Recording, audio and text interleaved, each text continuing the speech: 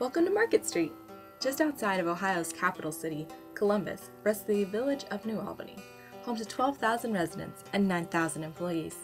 In the heart of the village, you can find a unique pocket of space on the conveniently named Market Street. Day and night, community members have the opportunity to visit the local library, a small boutique, a coffee shop, an ice cream shop, a realtor, a bar, and a toy store. But these are not the only things drawing New Albany residents and employees to Market Street. In fact, in a matter of hours, Market Square transforms from a quiet place to shop and eat to a full-throttle community gathering, the New Albany Farmers Market. Once Thursday afternoon rolls around, gone are the empty parking spaces as they are replaced with tents and trucks. As the sidewalk and street begin to buzz with neighbors greeting each other, the previous image of Market Street becomes unrecognizable.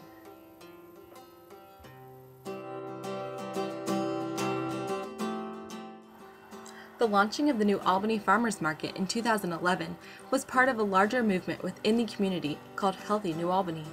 In recent years, the community has been growing rapidly, and there is a strong interest in health, wellness, local business, and building a strong and safe community. Healthy New Albany is a reflection of the community's commitment to these interests. One of the goals of the New Albany Farmers Market is to continue to provide a venue that encourages the awareness and use of locally grown and produced goods that promote community health.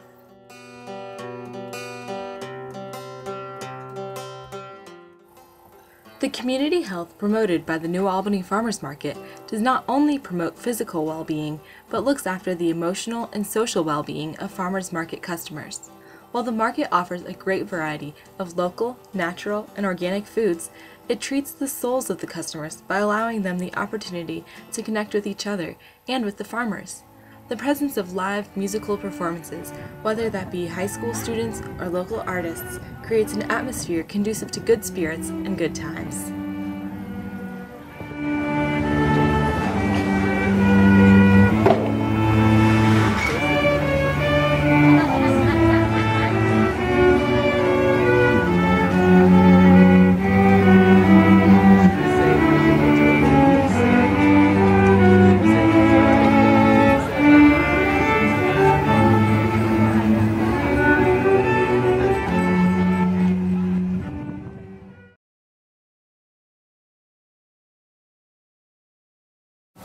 The United States is covered in farmers markets. In fact, the USDA National Farmers Market Directory lists approximately 7,800 markets nationwide. In Ohio alone, there are around 266 markets, 64 markets in the greater Columbus area. The New Albany Farmers Market is just one of these 64, but has much to offer. I am a volunteer with Healthy New Albany, and just to give you a little background about this market and how it came to be, there are 3 stay-at-home moms who wanted to see a difference in New Albany, and wanted to make sure that our children know what is in season and know about good local healthy produce. And so we went to Healthy New Albany, which is a 501c3 nonprofit group, and said we'd like to make this farmers market, and under the umbrella of Healthy New Albany we put this together. So Sharon Dunn and Christina Jenny and myself and Christina's son Frederick last year in 2011 put together the first farmers market here in New Albany on a Thursday. We had about 35 vendors last year, and this year we doubled it to 65 total with an average of about 50 each week. Again, we just wanted to see a difference in New Albany. We wanted to build what we wanted to see here, and I think that we came up with a nice mix of vendors, produce, jellies, jams, breads, some environmentally friendly products. This has also given New Albany a venue to come together. I like to say that it's a weekly date with the community, mingle with your neighbors that you might not otherwise get to see because of your busy schedules. When the initial stages of planning the farmers market were put together, we were talking about what are the things that are important. And initially it was, well, we want to be able to provide people with fresh produce and locally made baked goods and those types of things. But there's also a real social component to a farmer's market that makes it really special. And we knew that putting together the farmer's market, we needed to have live entertainment. We needed to have a beautiful space where people could come and hang out and bring their kids and get dinner and see their neighbors. And when the high school jazz band is playing at the market, their friends are going to come and the parents are going to come, and then they're going to shop and they're going to support the vendors, and it really makes it a community thing. We even have neighborhoods out here that they go to the market on Thursday, and then on Friday they have a neighborhood dinner and everybody cooks something from the market. So it really brings people together, because I think that food is a really wonderful way to bring people together. And when they can meet the farmer, they can meet the baker, and then they can also even buy those items at the market, hang out on the green, enjoy some live music, socialize with their friends, play with their kids. It's really bigger than just a financial transaction. It's more than just buying a bag of green beans.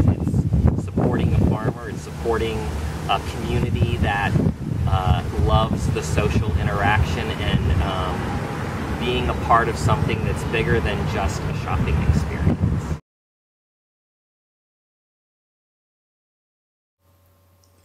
How do products get from farm to market? And why should market customers purchase these products? I sat down with 3 farmers, Jason Wish, Val Jorgensen, and Ann Trudell, to learn more about their practices. Jason Wish is a 4th-generation farmer in Bellefontaine, Ohio, approximately 60 miles northwest of New Albany. Wishwell Farm originated as a dairy operation, but gradually switched to a fruit and vegetable operation on 80 acres of land. Wish explains the consumer-driven nature of the farming industry. The more recent push towards organic practices has encouraged the Wish family to begin to stray away from using traditional pesticides in the field. But, in order to keep prices low for the local community, we'll use herbicides or pesticides if problems arise in the field. In order to be a USDA-certified organic farm, farmers must follow a strict set of guidelines. For crops, this means that irradiation, sewage sludge, synthetic fertilizers, prohibited pesticides, and genetically modified organisms are not used. For livestock, producers must meet animal health and welfare standards, may not use antibiotics or growth hormones, must use 100% organic feed, and provide animals with access to the outdoors. In short, certified organic farms must show proof of protecting natural resources, conserving biodiversity, and using only approved substances. Third-party officials enforce USDA regulations during farm inspections. What makes organic produce more expensive? There are many factors influencing the price of produce, but organic operations require more laborers, as removing pests and weeds and a majority of field preparation must be done by hand instead of chemical treatments. Furthermore, organic certification requires very accurate record keeping, which can be rather time-consuming. Other factors influencing produce prices at local markets can include unfavorable weather and meeting local demand for produce not in season. Wish says that he, along with many other northern farmers, will purchase certain items, such as tomatoes, from the south, in order to meet consumer demand. This typically results in an increase in price, in order to cover the extra expense of providing out-of-season produce. I'm the owner of Jorgensen Organic Farms. The background of my business is, first of all, my foundation in farming began when I was born. I spent the first 23 years of my life on the family dairy farm in Michigan, and then my farm now that I've owned for 20 years and have been farming full-time for 11 years and certified organic for 10 is a small 65-acre diversified organic farm. We grow herbs year-round in 4 greenhouses, 4 passive solar hoop houses, and we have a 5th one that we now have summer fruit in, tomatoes, okra, eggplant, basil, the heat-loving plants, and then we'll move that hoop house into the winter cold-tolerant plants like spinach and kale and chard and carrots and those things that really actually become better in the cold temperatures. And we also have 3 acres of other mostly annuals with many different kinds of heirloom tomatoes and sweet peppers, chili peppers, eggplant, a Three Sisters garden with squash, corn, and beans, and lots of peppermint for a local ice cream maker. So we have a lot of diversity in the plants, and we have an orchard on the farm and 30 acres of pasture for sheep and cows.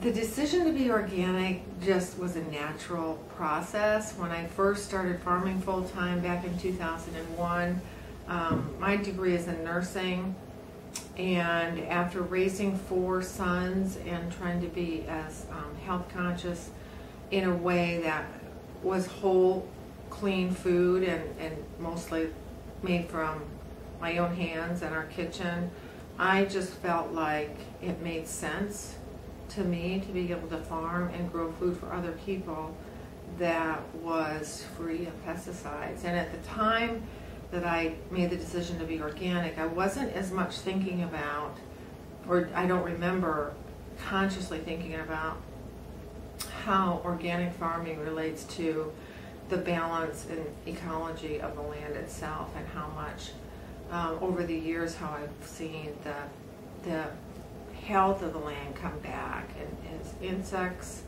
and just vitality in the land and life in the soil. I didn't realize at the time how much I would enjoy that part of it, and seeing the toads and the dragonflies and the variety of birds and all of those things that to me signify a healthy balance in life in the land and in the living things.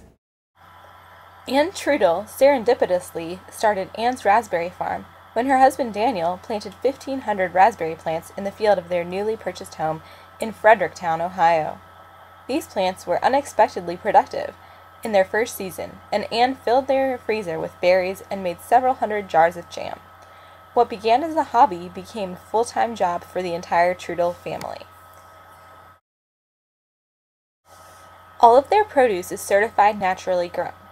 Farming operations that are certified naturally grown must follow the same practices as organic farms, but require less paperwork, and farm inspections are performed by farmer inspectors, not USDA officials. Ann chose to follow pesticide-free farming techniques due to the nature of their crops and the understanding that over time, the use of unnatural chemicals will degrade soil quality and lead to poor crop yields.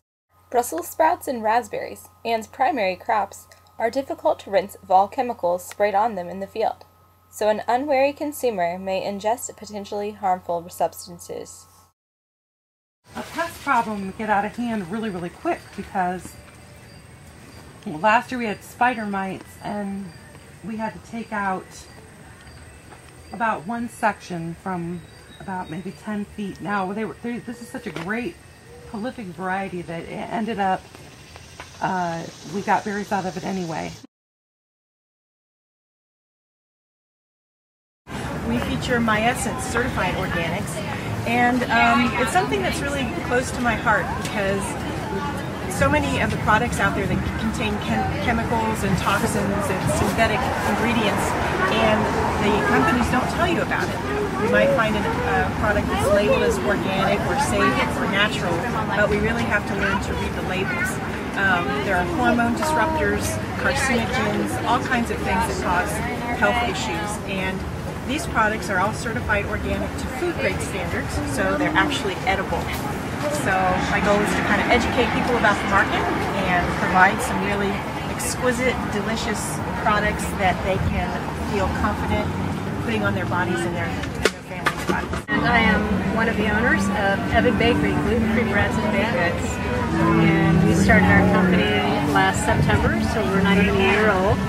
But we have, my partner and I have noticed such a need for gluten-free products in this community and the community at large that we decided to form a business. And we love supporting local farmers markets because it gets you to the customer. You get to really meet and greet with the customer and see who it is that's living in your community and supporting local economy. So those were some of the big reasons why we wanted to support farmers markets. It's a company my wife started about 10 years ago, and we started out just doing farmers markets in the beginning. We started out at the Worthington Market, and now we do about 20 markets a month. And we've grown our line. We do about 40, 50 different flavors of jams throughout the year, and we bake our own biscottis. And we also sell our product through about 25 stores here in Columbus now. And just love getting out at the farmers markets. It's a great way to sample the product and connect with people and direct them to other locations where you can pick up our wonderful jams. So it's we just love the farmers market. We started in a back room that was approved by the Department of Agriculture here in the state of Ohio. And it was a hobby of mine that my wife got into and turned it into a business. She imports coffee beans from all over the world using several different importers. They're green when they come in. They come in about 150-pound sacks, 120 to 150 pounds. She specifically chooses organic and fair trade and organic beans simply because one, we like the product as well as the markets are demanding fair trade and organic coffees. She then takes them, roasts them in batches of 10 to 40, 45 pounds apiece, according to, depending on the coffee or the country of origin. And then we package and we bring them to farmers markets, at least 3 or 4 here in the state of Ohio, as well as several Kroger stores. So it's been a challenge to try to provide top quality organic products for our markets, but she does a selection. These importers will give her different samples of the products from all over the world. She'll go through and sample which one she likes. She especially likes some of the Cafe Feminino products. These are women-owned coffee farms in places like Rwanda, Peru, South America, other places. These are coffee farms owned by women, and all the proceeds from the coffee goes to that farm, as well as when my wife makes a profit here in the state of Ohio, she takes a small percentage and gives it to a local charity dealing with women's shelters or women's issues. So. We had extra Brussels sprouts this year, so we decided we would try potting them, getting them going so they're starting to produce, and then sell the pots at the market for fun. And it would produce until the weather got cold. Okay. So we thought it would be kind of fun for people to be able to do that. We also sell, in the beginning of the season, potted raspberry plants. In addition to selling fresh berries and sprouts, Anne has mastered producing gourmet jams and jellies, including red raspberry, chocolate raspberry, and jalapeno raspberry jams, Hungarian hot pepper mustard, hot pepper jelly, and savory Brussels sprouts relish.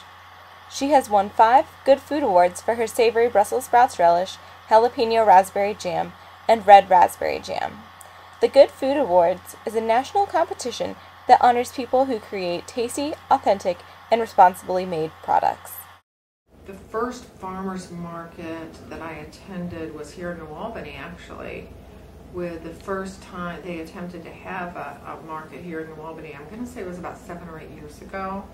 And the community at that time wasn't receptive to it, and it wasn't really that popular in the community. And this time around, this is the second year of kind of a rebirth of the New Albany's farmers market. For me, this is a way to connect with people closest to home. I know a lot of the farmers that are here travel, some of them for an hour or longer each way to get here. It's very simple. It's almost in my backyard. I'm only about 2 miles from my farm. I really enjoy that. I enjoy seeing people from the community, and I feel like obviously I like to sell my product direct to the consumer because most of my sales are to restaurants and chefs. I enjoy seeing the people from the community and interacting with them and developing a relationship. And we also host on-farm suppers once a month and have other events on the farm. So it's a way to stay connected with the community.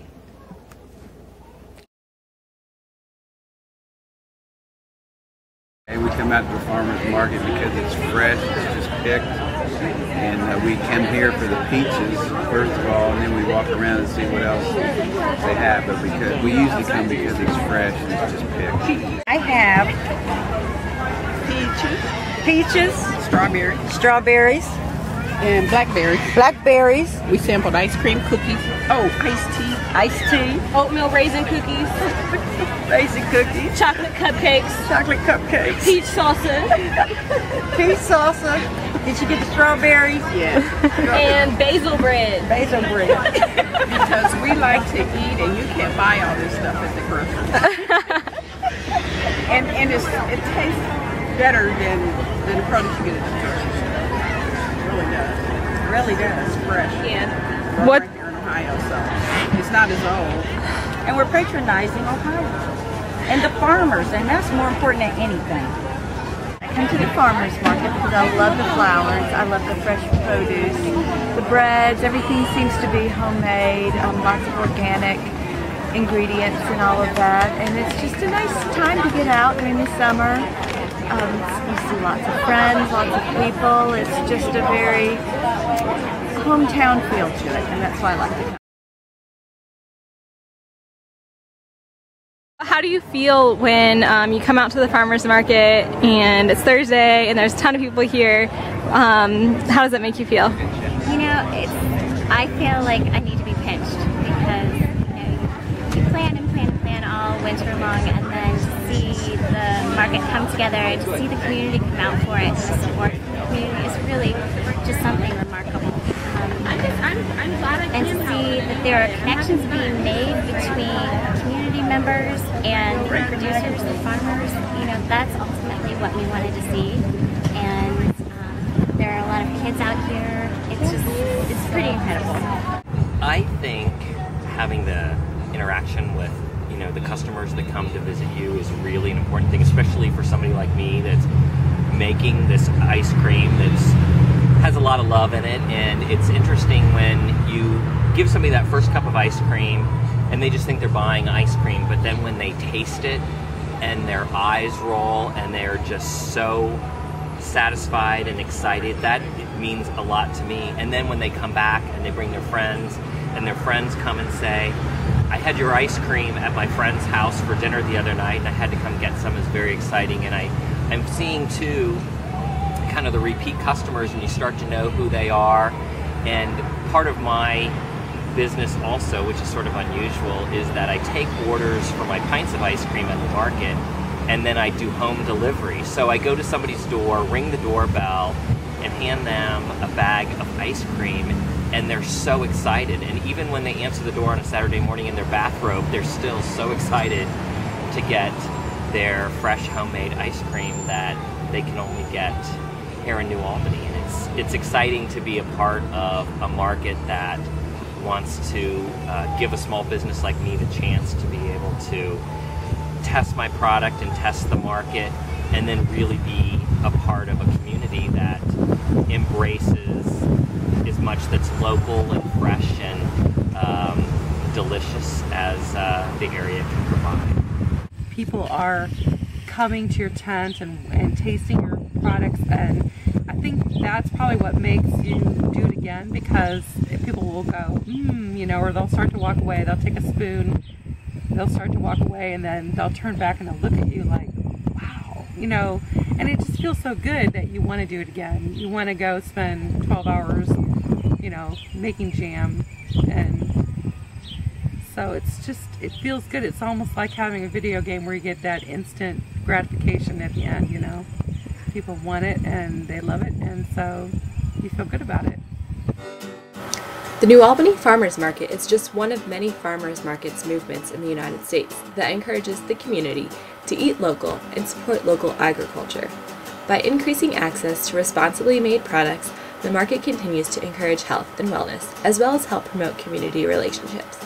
In the words of Jason Wish, everyone has a doctor, banker, and lawyer, so why not a farmer?